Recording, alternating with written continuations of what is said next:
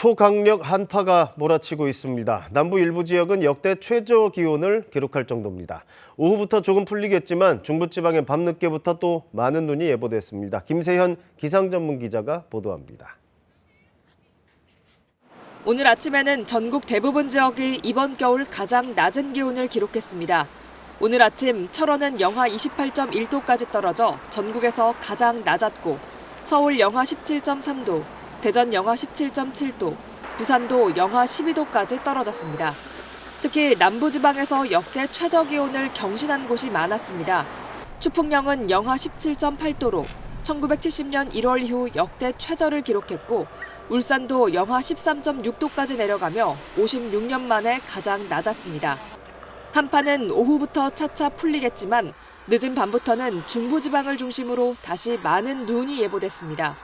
예상 적설량은 내일까지 인천과 경기 서해안, 충남 서해안은 최고 10cm 이상, 중부지방과 경북 북부 내륙은 2에서 7cm 등입니다. 특히 수도권을 비롯해 곳곳에는 새벽부터 아침 사이 눈이 집중될 것으로 보입니다. 이 때문에 내일 아침 출근길에는 빙판길과 함께 많은 눈까지 쌓여 안전사고 위험이 큽니다. 가급적 대중교통을 이용하고 차를 이용할 경우에는 운행 전 월동 장비를 반드시 준비해야 합니다. 또 당분간 예년보다 추운 날씨가 이어지는 만큼 시설물 관리는 물론 건강 관리에도 특히 신경 써야 합니다. KBS 뉴스 김세현입니다. 매서운 한파 속에 대전과 의정부 등 곳곳에서 전기가 끊겨 주민들이 큰 불편을 겪었습니다. 경남 창원시에서는 폭죽놀이 불꽃이 튀어서 갈대밭이 불에 탔습니다. 밤사이 사건 사고 이유민 기자가 전해드립니다.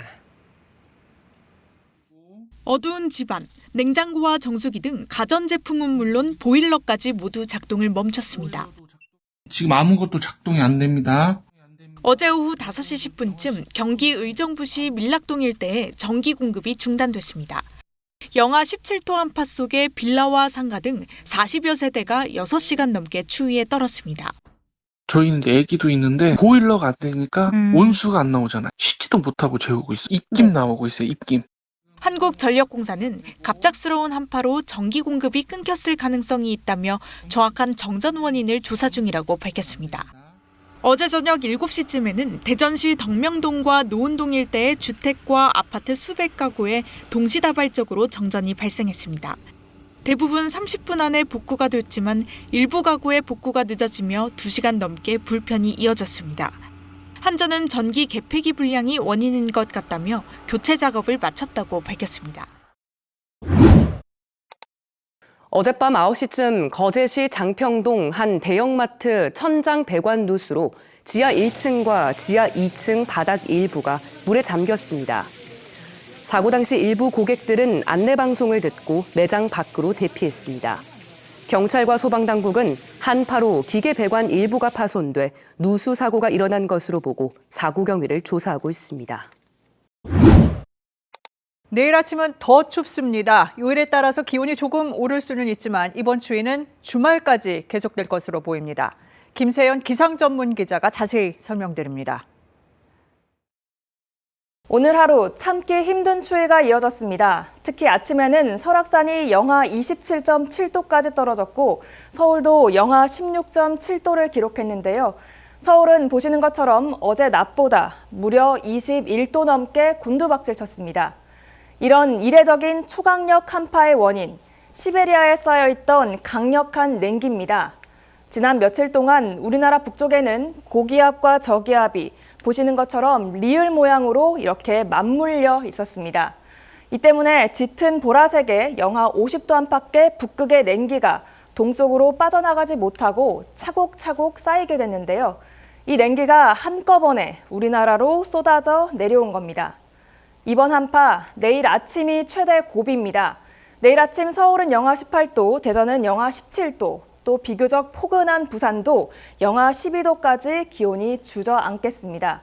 특히 강한 바람까지 세를 더하기 때문에 서울의 체감온도는 영하 24도까지 떨어질 것으로 예상됩니다. 이 냉기는 한파뿐 아니라 많은 눈을 만드는 재료가 되고 있습니다. 매우 찬 공기가 상대적으로 따뜻한 바다 위를 지나면서 강한 눈구름을 계속 만드는 건데요.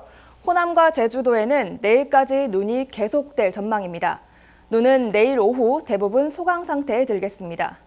또 요일별로 조금씩 변동은 있지만 매서운 추위는 보시는 것처럼 이번 주 내내 이어질 것으로 예상됩니다. 한파와 함께 많은 눈까지 내리면서 곳곳에 빙판길이 예상됩니다. 차량은 다리나 터널 입구, 고가도로를, 보행자는 이면도로를 특히 주의해야 하는데요. 추위가 길게 이어집니다. 건강관리, 시설물 관리에도 계속 신경 쓰시기 바랍니다. 지금까지 재난미디어센터에서 전해드렸습니다. 전국 곳곳에 강한 추위가 이어지면서 수도 간 동파 등의 피해도 잇따르고 있습니다. 길이 빙판으로 변하면서 낙상 사고의 위험도 커지고 있는데요. 한파시 행동 요령을 자세히 전해드리겠습니다. 김희용 기자입니다. 강추위가 이어지면서 수도 계량기가 얼어붙었습니다. 새 계량기로 바꾼 뒤 덮개를 씌우고 비닐로 덮습니다. 수도 계량기와 보일러 배관 등의 동파를 막으려면 보온재로 감싸고 외부에 찬 공기가 들어가지 않도록 빈틈을 막아야 합니다. 집을 오래 비울 땐 수도 꼭지를 조금 열어 물이 흐르게 하고 수도관이 얼었다면 미지근한 물이나 헤어 드라이어로 녹입니다. 눈이 많이 내리고 날씨가 추울 땐 최대한 야외 활동을 줄여야 합니다. 꼭 외출해야 한다면 내복과 목도리, 장갑, 모자를 쓰고 특히 머리와 얼굴을 따뜻하게 해야 합니다. 빙판길 낙상 사고를 줄이기 위해 걸음폭을 평소보다 줄이고 옷주머니에 손을 넣거나 스마트폰을 보면서 걷지 말아야 합니다. 심하게 한기를 느끼거나 방향 감각이 없어지고 발음이 똑바르지 않다면 저체온 증세를 의심해야 합니다. 또 동상에 걸렸을 때는 몸을 비비거나 갑자기 불에 쬐어선 안 되고 따뜻한 물로 씻은 뒤 최대한 보온에 신경 쓰면서 병원으로 가야 합니다. 자동차 운전자는 차량을 몰기 전에 스노체인 등 월동용품을 갖추고 부동액 등이 충분히 있는지 차량 상태를 점검해야 합니다. 미끄러운 길이나 빙판길은 속도를 줄여서 운전합니다. 특히 터널의 입구나 출구에선 차간 거리를 유지하고 속도를 줄여야 합니다.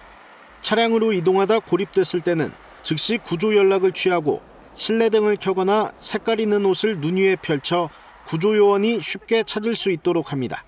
농어촌에선 축사나 비닐하우스 내부에 단열재와 보온재를 설치하고 양식장 어류는 미리 월동장으로 옮겨 놓아야 합니다. KBS 뉴스 김희용입니다.